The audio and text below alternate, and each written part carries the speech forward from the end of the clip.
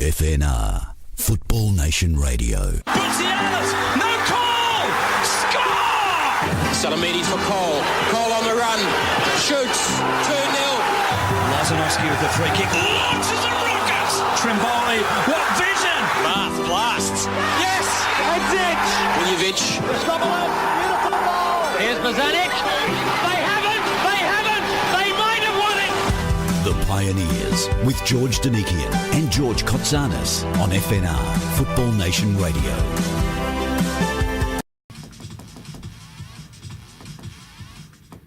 There we go. Here we go. 30 seconds. We're going to go over again, you know that.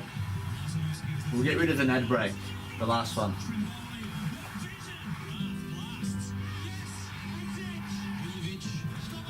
Mike's up.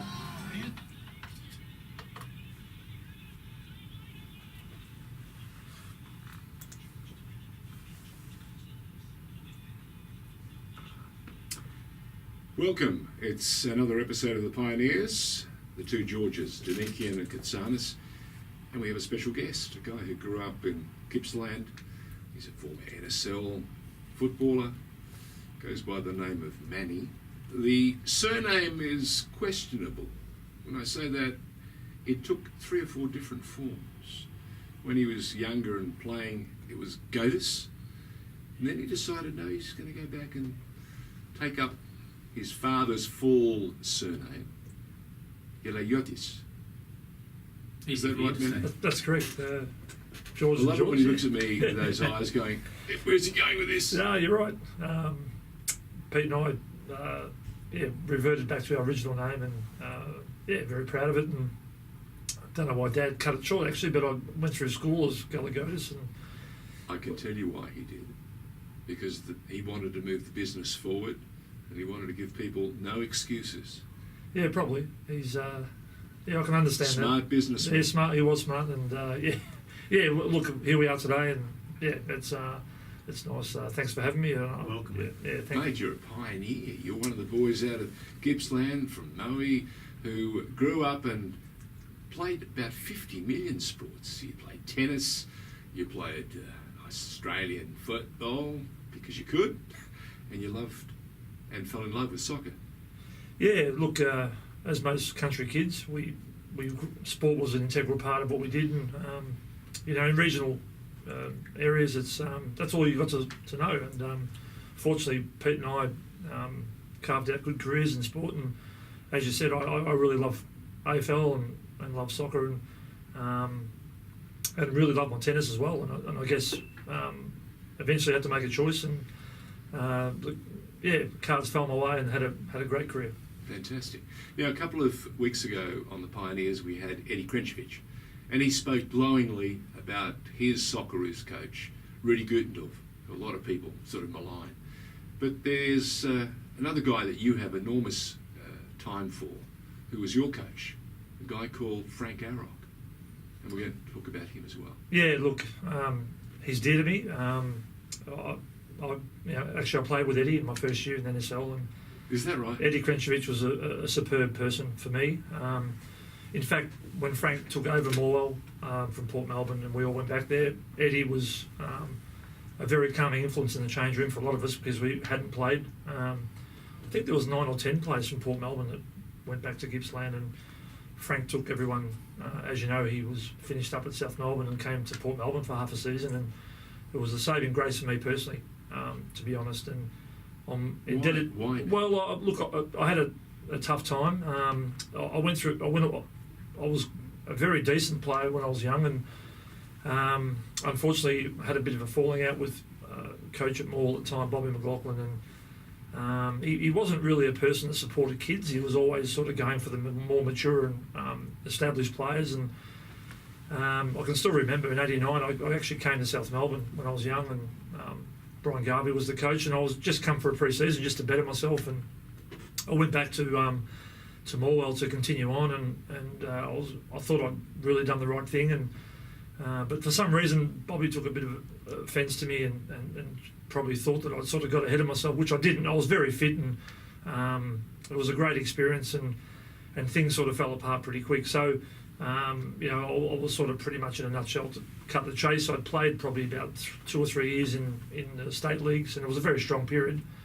And then I was sort of thrown out. So when you live locally, it was very challenging because I couldn't travel to Melbourne. It just wasn't, it was just too difficult. My dad was quite strict, and I sort of thought I'd done my time. And I played state for the state, and I had a really good grounding. But I went back and coached a local Greek club in Traralgon, Traralgon Olympians, and how it all came about is that we played in the Hellenic Cup 2 or 3 years into my tenure, and we had a really good tournament. And here's this little countryside. We actually played Port Melbourne in I think it was the semi-final, and we'd done extremely well. And I think they won the league that year by a big margin, but they lost the playoffs, if I can remember right, under Ducky Zvigos, I think he was the coach at the time. And he sort of approached me and said, "Look, son, you look like quite a decent player. Would you like to come down?" And I sort of said no, and I said, "Look, I was 25, I had my time." And but when I drove home, I was quite stimulated by getting back into a sort of decent level, and sort of thought to myself, well, I'm still young enough, and I always believed in my ability, and I thought to myself, I'm going to give this a try. And I rang Ducky a couple of weeks after that and said, "Look, I'll take that offer up, and I'll see you when pre-season starts." So yeah, I mean, to fast track it all, obviously he was sort of he sort of sacked halfway through the season. Ange Postecoglou got the South Melbourne job. Of course, Frank got sacked from. So the jigsaw puzzle really turned my way, and Frank came to Port Melbourne. And I don't hide it. What I learned in 2 or 3 years from Port Melbourne and Morwell with him, I wish I had him when I was young. He was just he and I clicked. We just sort of suited. I was a bit of a soldier, and I think he appreciated that and trusted me. And I just done as I was told. He's a very hard man, but I actually admired the way he coached and reinvigorated himself all the time. He was very, very good motivator and gave you wings to fly, and I really appreciated that. Now, George Katsanis has been dying to take us back to the time when you were probably about 16 or even younger, and fly with it, George. You know most of his early days, and you want to, you want to rub back those early years. I was just as you normally tend to I was do. just enjoying the story, because I'm like all the listeners. I get enthralled by the stories itself. I was enjoying that. And we just go back to those early days. You did play juniors at Morwell, yeah. So, like you said earlier, you were one of the rare ones that played juniors, and then again played at the state league equivalent of NPL level and then National League level. So you went through the club. There was another great bloke that's synonymous with Morwell and its growth, success, is Don Di Fabrizio. Tell us about Don and his influence on that whole area, let alone the club. Was he like Frank? No, they were different people, but Don was the catalyst of the club's success. There's no doubt about that. And I think many, the Italian, the migrant community in that area over a long period of time, he took a small club and had a passion and a dream and took it to the top. And he was a very big driving force. And whenever Don turned up in his big grey Mercedes Benz, it was like the godfather of the club, and it was really good. And look, it was pretty intimidating when you're young, and obviously when you live in the area, it's your dream. The Latrobe Valley Soccer League was very strong through that era.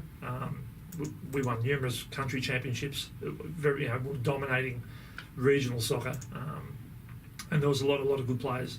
So it was a very, very tough landscape to break through into the Maul Falcons squads in those periods, and I think they won in '84, and from '84 through to '90 it was a very, very competitive nature. A lot of ex-British, expat players used to. There'd been a huge influx. Massive, and look, they were great for the club, and they were great for me, to be truthful. They were very hard, disciplined people. Shipping out here, and they'd kill you for their pay packet. Like they were very, very intense in the change room. There's a lesson in there for young kids, isn't Well, look, I just think that for me it was.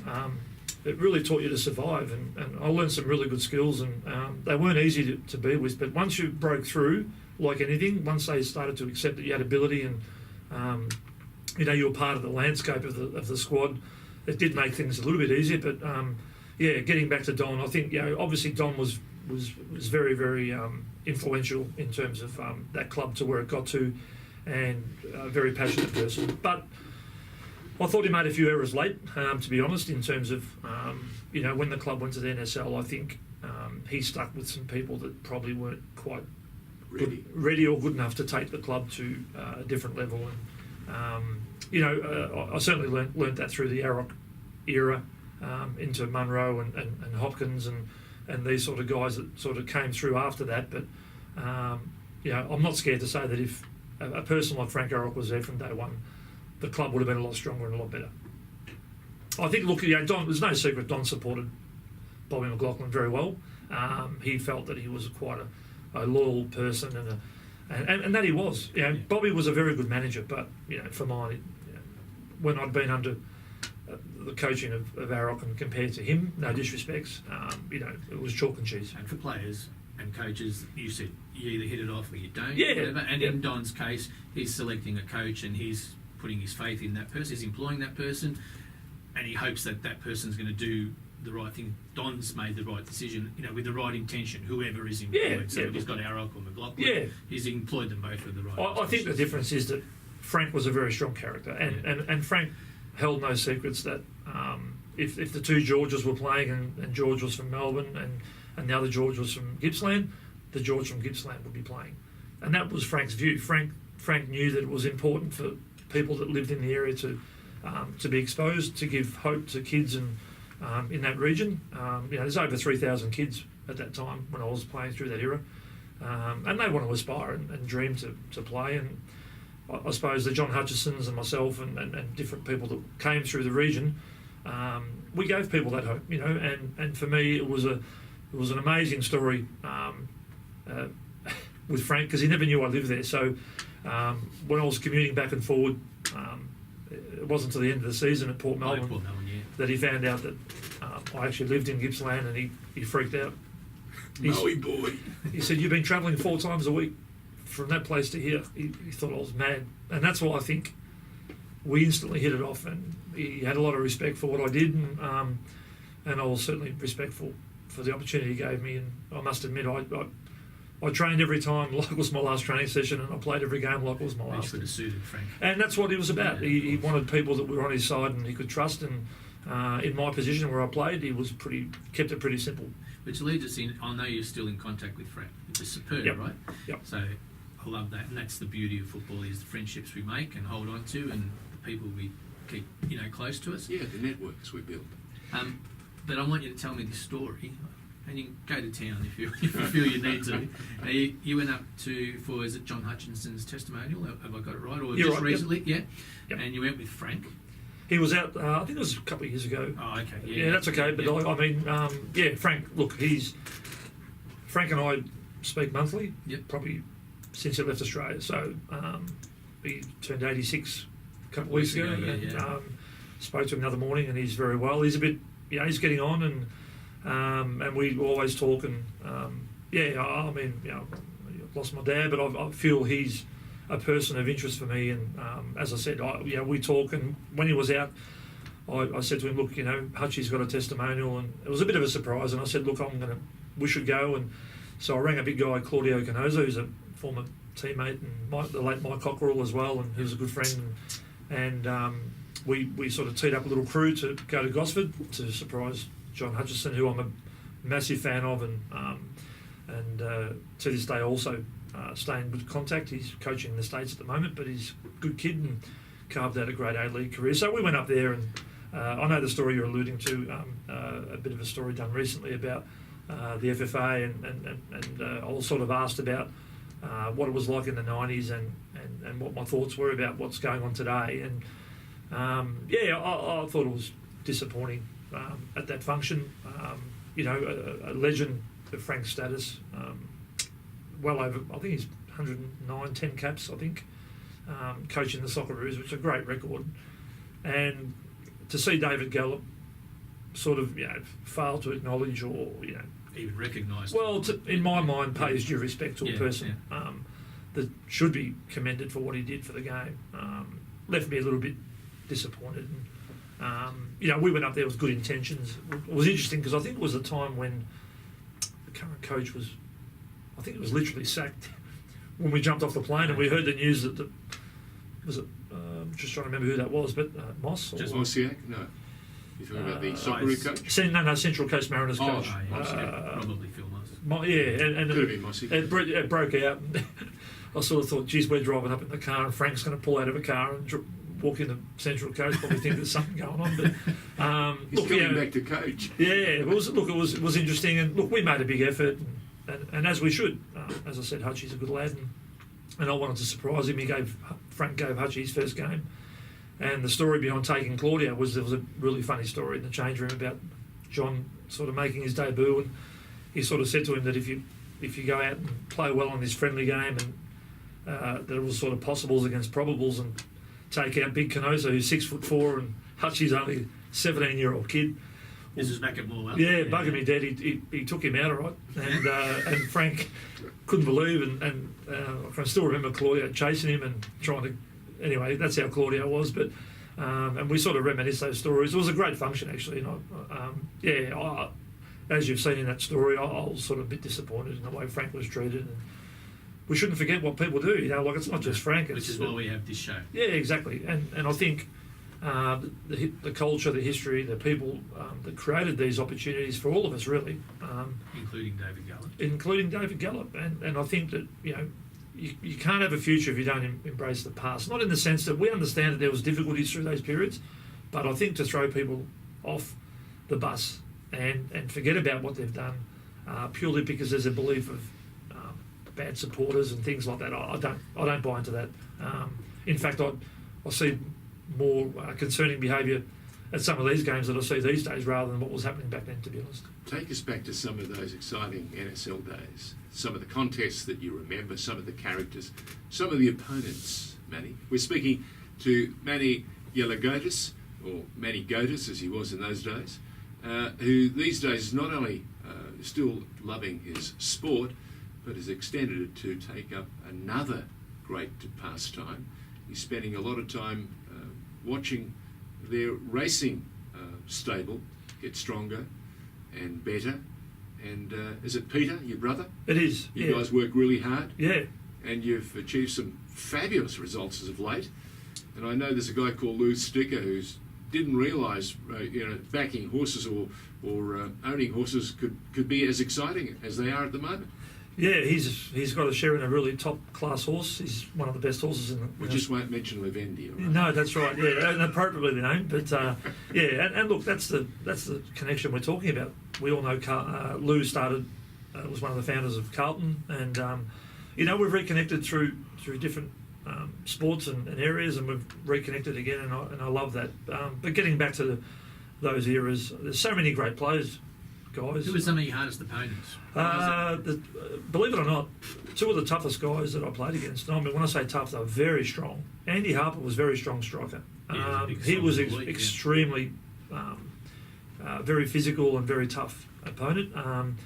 Did he ever stop talking? Yeah, look, no, he was but he probably he backed it up. Yeah, he did. No, he was very good. He was very strong. Yeah. I actually found him to be a struggle, and there was also a guy called Fred de Jong who played for the Auckland Kings back in, he was also power of strength. But I can recall, as I said before, having Eddie Krenchevich at our club, I was really in awe of that.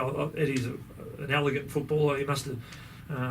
I can just still remember the five-a-sides we used to have at training. I used to think, geez, how good he must have been. And Paul Wade. The Auckland Kings coach that came, Winton Rufer. I remember playing against Samson CSL, who came out to Perth, the Cameroon legend.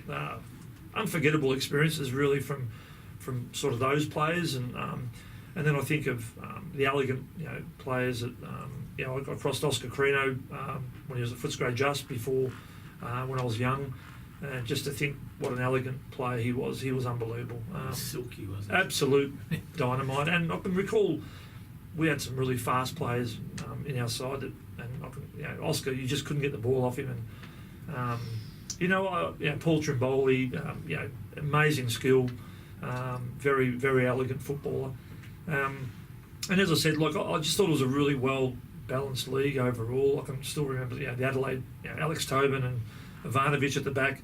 an Adelaide City side. Really. One of the best combinations at the back I've ever seen. They were just dynamite. I saw the progress of Damien Murray. I can recall when he was at Box Hill, struggling to get a game in all these little clubs, and to end up such a high goal scorer and such a really great player, a great friend of mine, and we still stay in touch, and whenever we see each other as much as we can. And I think that's it's one of the other things that I was sort of alluding to in that article is the fact that we don't, unless you were a Socceroo, and by no means I wasn't in that level, but you certainly when you play 100+ games and you love the game, you love to sort of be able to go somewhere and reconnect with people of the past, and I think the NSL era was a fantastic era with amazing players and coaches. Well, just want to take you back. You mentioned a guy, Brian Garvey. I don't know how much time you spent at South under him. Was there enough time there to actually work out how good a coach he was with young boys? Because my recollection was he worked better with young guys than, say, bringing in the older guys. My recollection was he was very good to me, and I trialled at a couple of clubs. I also had a really good trial stint at Heidelberg. But my recollection was that, you're right, Brian was very generous towards the young people, and even though I was not so much an outsider, it was a phone call, it was a connection. I think it might have been John Margaritas played a bit of a role in that, but I was trying to sort of always better myself when I was younger, and when I got down there, they had the most amazing squad of players. I can still remember, I think Bruce McLaren was in goal back then, and I think Carino, Richard Miranda, of who I've reconnected with recently. We play in the Masters, and they have the 45s up at Lulbar, and just. And Salakis and Tassios. Steve Tassios and Aaron Healy, Stevie Blair. Just they had a dream team. I'm just trying to remember the guys up front. It could have been Charlie Egan, Mickey P. Well, you probably had Charlie Egan, Dougie Brown. Oh yeah. And I can remember playing against those guys when they went back to them. Did you ever play against Marshall Soper? Just missed him. Probably not a bad. But remember watching him on telly. And even Frank Farina when he was at Brisbane Strikers, and Graham Arnold, Robbie Slater when he came back from England. Take us back. I called and I remember handing a reward to a very young Graham Arnold when he was playing for Sydney, Croatia, and he was a very, very exciting young talent, as was another young goalkeeper. They had a guy called Mark Bosnich. You may have heard of him. Yeah. Well, take me back. What do you remember of those days? Well, I think I missed their early years, but certainly when they came back to the NSL, they created a massive influence on a lot of people. And I used to pinch myself sometimes, thinking that I used to watch these guys and grew up dreaming about having these opportunities, but and to see even to what they've evolved into today. I mean, Boz is doing an amazing job in the media. I think he's a breath of fresh air, and gives his mind and speaks his mind, which I think is great.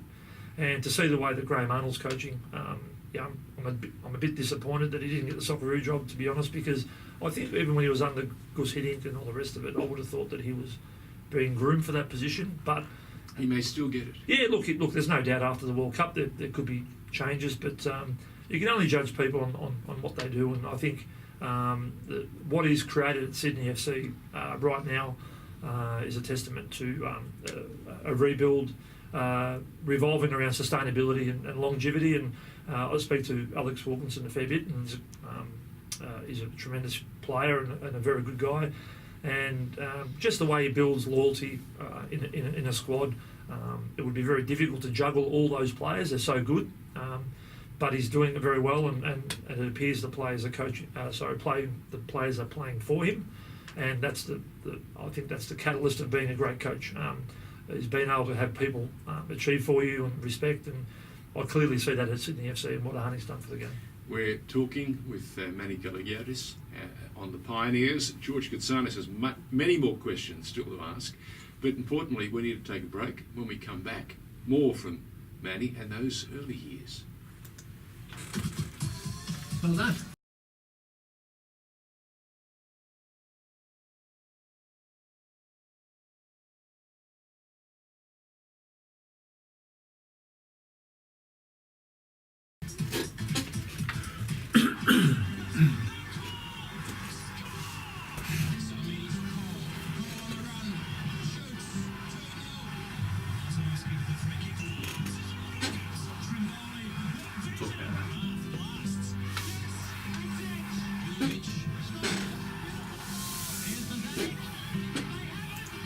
Mike's up.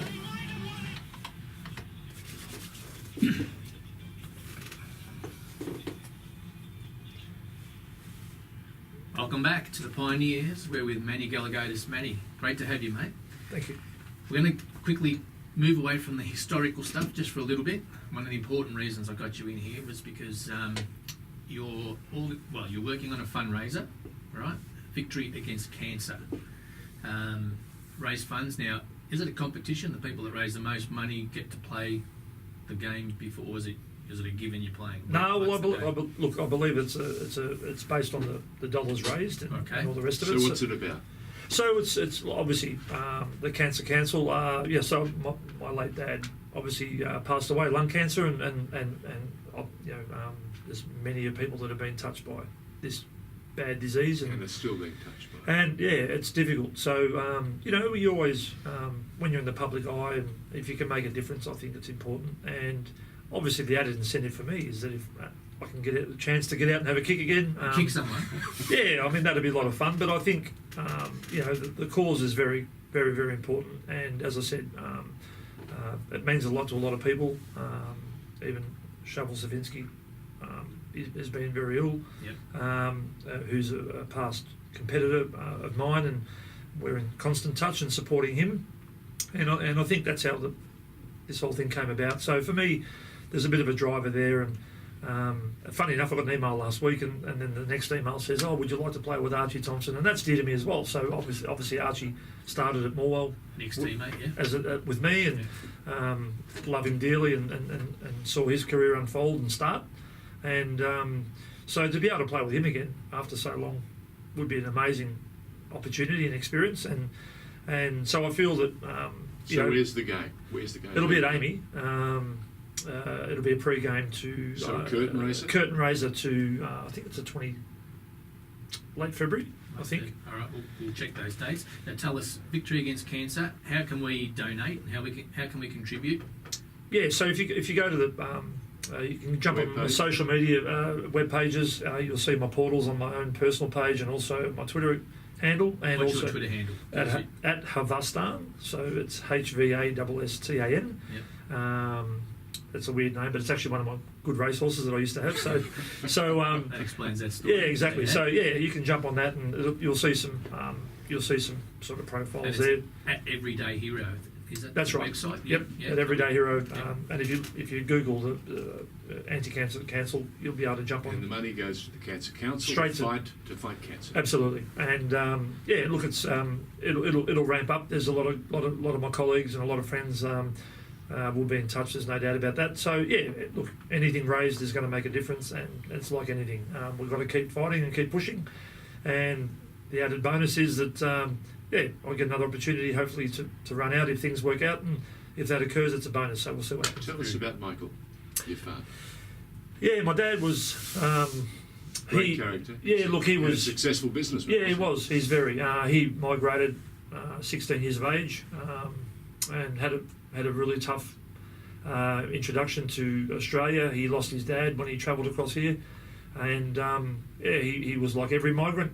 When you come here with no language, with no money, and a suitcase with clothes, and try and make ends meet. So I've got to know a lot about him and his history. He moved to the Wimmera early doors from when he arrived here, and lived in Melbourne for a little bit, and then we moved to Gippsland and predominantly grew up there. But I was born in Nil, and my brother was born in a little town called Birchup in the Mallee, and my dad had a business there, and I've since been back there and relived a lot of memory about Dad, and he's certainly left a lot of a legacy behind, and loved a lot of people, and he was an old school hard working guy, and was introduced to a lot of the gamble and stuff. I used to love his cards and all that sort of stuff, but he was a lad, and he wasn't sometimes very accommodating. Where did he come from? He was born in Stipsy in Lesbos, and Mytilini, exactly. And I went back there in '88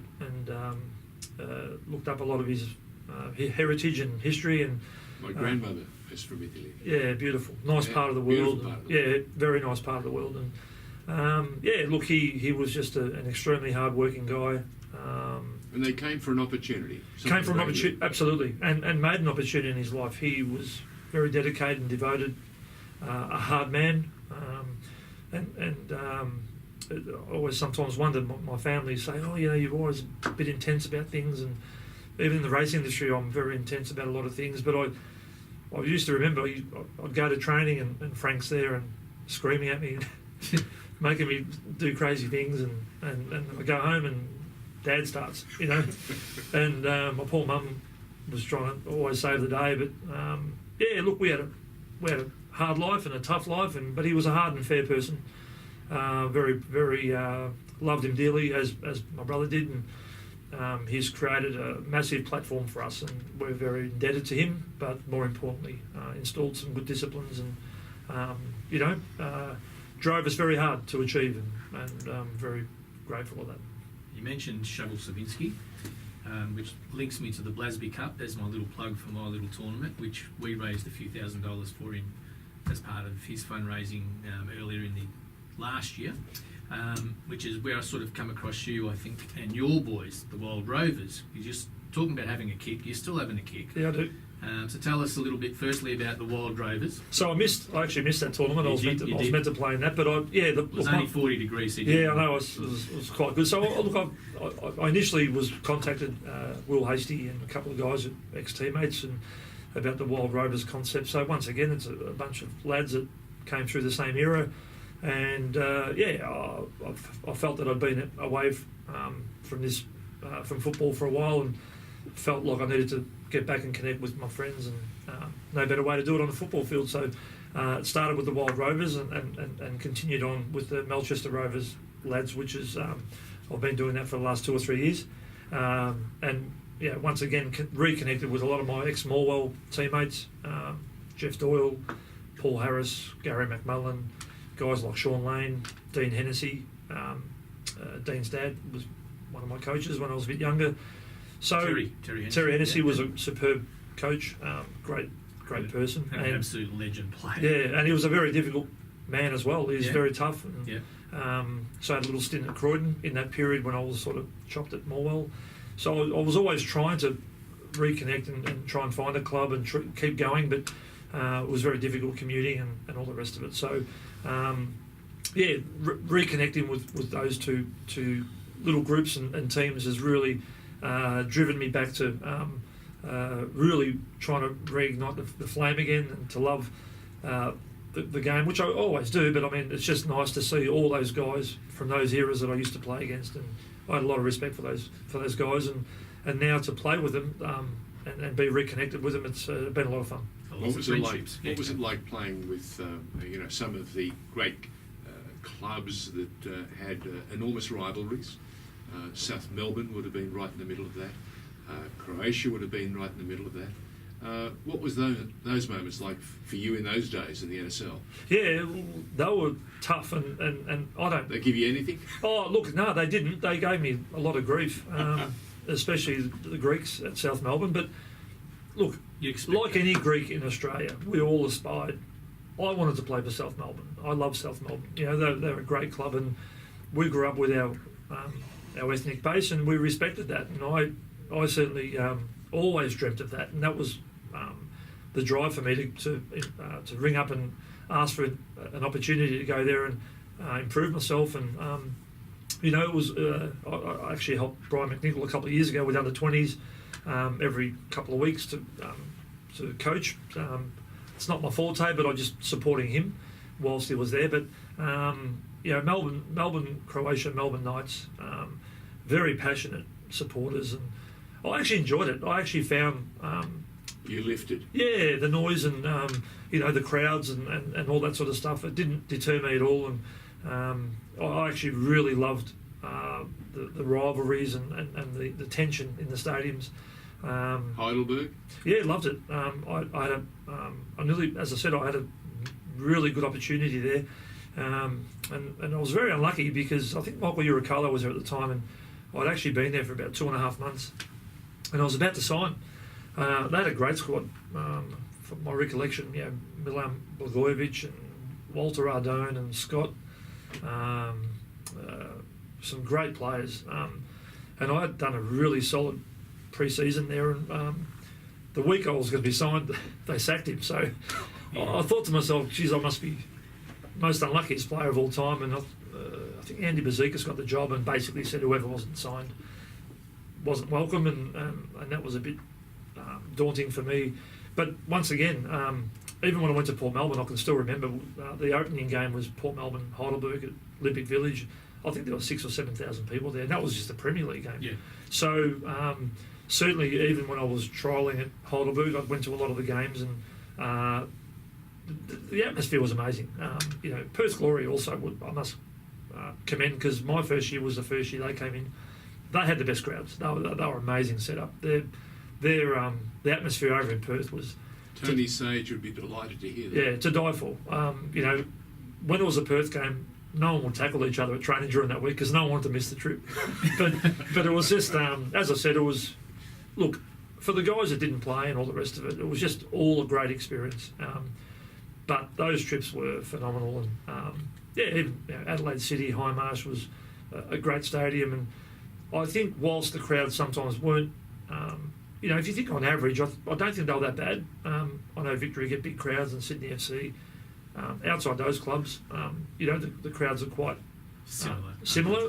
But you were playing on boutique stadiums in Definitely, those days. definitely. Smaller stadiums, whether it was Bob Jane, whether it was Olympic Village, Yep. whether it was Summer Street.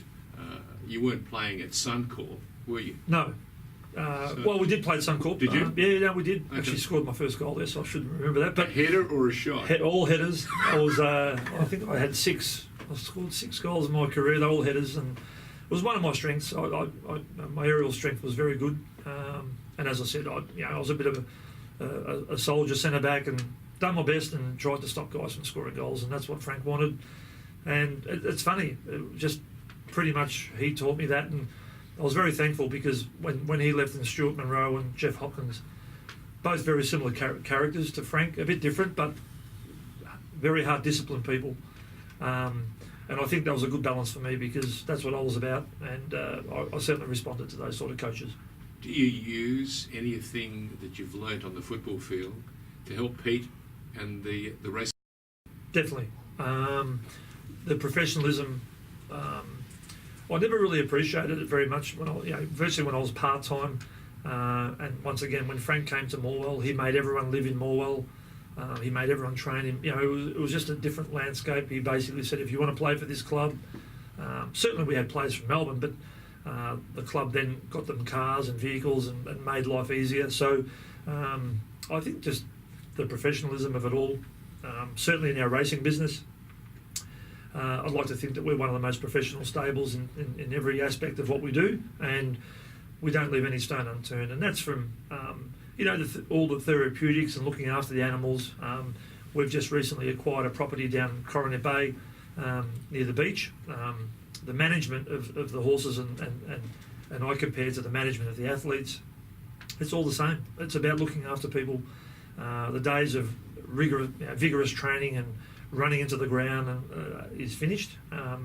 It's all science now and management, and racing's no different. You're asking a 500 kilo animal that has legs thinner than our arms to compete and run quicker time. So to give you a comparison, like in the last 10 or 20 years, horses are running 10 or 20 lengths faster than what they did back in that era. And football's the same. The A-League's very fast. Are the tracks fast? The tracks are very fast. More suspected injuries. You hear about reconstructions more often now, and 20 years ago the surgeries took so long. You had a plaster from your hip down to your ankle. Now I've had one done. The procedure's so simple, and yet the recovery is so quick. So sports science is very is there to be seen. Treadmills and all that sort of stuff. It's into the horse industry as well. So management, horse management, and what I've taught Peter to be is one of the catalysts. I think is why we've been so successful so quick. And you take them out into the water? We do. That fantastic opportunity to get the salt water into them? Yeah, I mean the therapeutics are vital post and pre-race. Levendi's a classic example. He ran in the Caulfield Guineas and pulled up a little bit ginger from that run. And without that beach facility, there is no way we would have got him to that race on Derby Day. So there's a lot of advertisement in the management and looking after and the therapeutics of being able to get these athletes, whether they're human or equine, to where they need to be. And as you said, George, like the facilities are so much quicker. We rarely see a wet pitch anymore. Back in the good old days, I can remember playing on bottomless pitches. And I guess that's the landscape of how it's changed. The AFL, look at the facilities, unbelievable. But everything's so much faster. And I think I'm thankful that I played in an era which was adaptable and acceptable to my level. It was all about, it wasn't quite as fast, so many possession at the back and all that sort of stuff. But the skill of the modern player is very good, and I enjoy watching that, and I admire them very much. But I think that's the full-time aspect of the sport is what's elevated that. And if some of the players that I've mentioned tonight, if they had the same opportunities, I could only imagine what sort of players they would have been. They'd be world class. I follow you on Twitter, social media, and you, having learned a little bit about your dad tonight, I'm going to make a comparison. I think you are harsh but fair. You seem to call out people or the industry or people within your industry for not doing the right things or not doing it correctly. You're not frightened to have a say. Is that fair? No, that's fair. Yeah. Is that a harsh but fair? Well, no, like your dad. Look, yeah, definitely. I like to keep people on their toes, and vice versa. I like to be treated the same. I'm not perfect. I've made plenty of mistakes, but I think you wear the badge, and I'm a significant contributor in the racing industry, and I see the similarities in both sports. Yeah. You've got to listen to your customers and your stakeholders. They're the most critical people in any work organisation. If you're not leading the way for your staff, or if your boss is no good, your staff are going to be no good. If your leaders are on a different level or a different page, my comments in relation to that article were about protect how this game has been created. Sure, there's change required. Educate people. You can re-educate people. You can do that. You can make them part of the discussion paper. And as I said, administrators have nothing to lose. They really don't. We trust that things are okay. There's a lot of problems in racing. I'm vocal and I call it as it is. The facilities aren't up to standard. We're a wagering turnover business. We brag about how much money we've got in the bank, yet the facilities are a disaster. It doesn't make sense. You can't brag about having millions and millions of dollars in the bank and then we're playing with people's livelihoods. We're talking about jockeys and horses and people that risk their lives every day. And invest. Their careers. Correct. And football's no different. You've got to listen to people and you've got to give people the best opportunity. Racing promotes the 5% of the bad. You should be promoting 95% of the good. And horses need support and help. They don't survive on, the next 3 or 4 days. There's race meetings. It's going to be 40 degrees. They need to be rehydrated. They need to be supported. They've cut off all these therapeutics. It's not good. And they're beating the chest about integrity and integrity is making sure that horses go to the races and compete to their best, not to their worst. One day you go to Flemington and the inside's a fast lane, the outside's slow. The next meeting you go, the outside's fast and the inside's slow. It's crazy.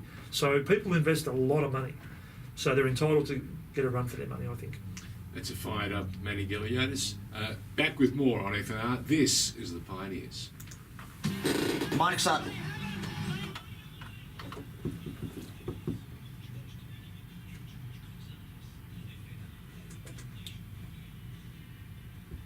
Welcome back to the How Pioneers. refreshing. Yes, Georgie, we've got Manny. We're nearly done. Just a couple of things before we get away. Now, Malulabar. We've got some old boys up there that you go away with. One of them sat in that chair, the little jockey who you had with you on the weekend, Georgie Campbell. Yes. And who probably The coach. It looks like you hated jockey, but that's another time. Tell us about Malulabar and what goes on up there. So and some of the boys that you spent some time with up there. Yep. So the connection there is that I think there's at least 6 or 7 ex-Morwell players that play in that squad. And fair play to them. Brooksy, as you know, the old music men, and the guys that they enjoy life, and they just by accident invited me up one year, and I said, look, I will come up and I'll take you up on that. And I left that trip thinking how life is so short, and just an amazing 4 days of an opportunity to catch up with some amazing people. Sean Lane, Jeff Doyle, as I said, Tommy Daly, Paul Harris, Gary McMullen, Georgie Campbell. You need 3 days because 2 days of listening to Tommy Daly talk about himself. Yeah, and it's great, and as I said, I was a young boy at Morwell when they came in different sort of shifts, if you want to call it that, the majority of them, and to see where some of them have ended up in their own personal careers is amazing. Jeff Doyle has carved out an amazing career, and I was at Morwell when he first came from England. Great player. Is he running Coca-Cola? Is that the one? No, he was at Adecco, Adecco. but now he's the CEO of the Altus Group, the traffic management group, and what a great person he's turned into. And it's just amazing. I was on a holiday the other week up at the Gold Coast, and finished up with some friends and walking past the main drag there, and spoke to a guy called. I walked past and saw this guy just sitting there. A guy called Danny Neild, who I thought it was, and one of my ex-teammates. And I thought, no, it couldn't be right. Hadn't seen him for probably 30 years. And I walked 200 metres further, and I thought, no, I'm going back. It really looked like him, So I did, and I went back, and I said, he wasn't looking at me. I said, Danny, is that you? And he looked around, and it was him. And we both nearly started crying. It was amazing. And, one thing about me is that I'm very passionate, and I love my teammates. One thing I'll take away and indebted to is the friendships I've made and the camaraderie and what it meant to run out with people and trust people and do a job.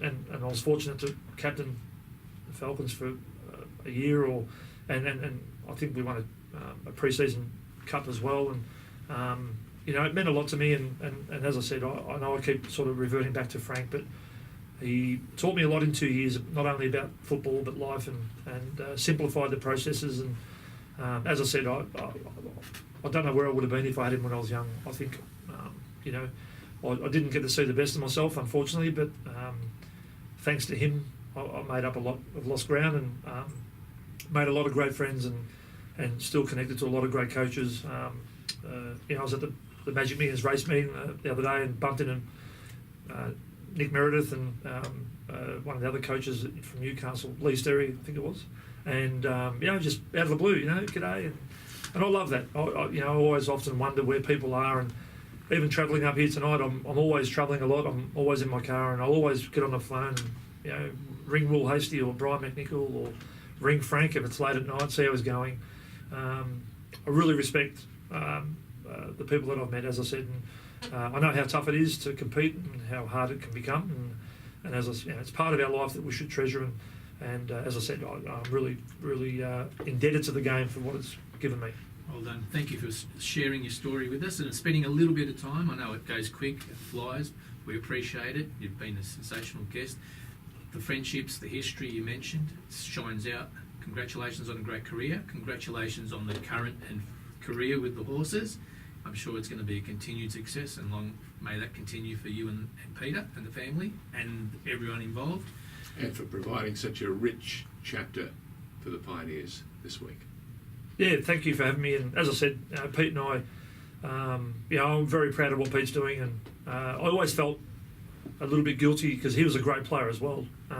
He won a Premier League in '89 with Moore Falcons, something I never achieved. It was the year I left, and I'm really thrilled to see him develop and grow in the racing industry, and to see what he's doing is amazing, and I'm really thrilled to be part of that. And our brand's very global now, and it's great. And I'd like to thank you too also for having me.